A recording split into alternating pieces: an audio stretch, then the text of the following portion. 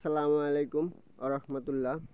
Rokeya engineering and builders তারা সারা বাংলাদেশে কাজ করে থাকে। গাজীপুর কালীগঞ্জ তাদের একটা প্রজেক্টে আজকে কলাম ঢালাই এর কাজ চলতেছে। মোট কলাম হলো 8টা। আজকে 8টাই ঢালাইয়ের শেষের দিকে আপনাদের দেখাচ্ছি। কিছুদিন আগে আমরা ফ্লোর ঢালাই করলাম।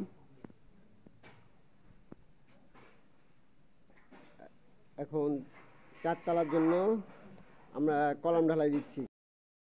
আমাদের কলাম ঢালাইয়ের শেষের দিকে আর একটা বাকি আছে।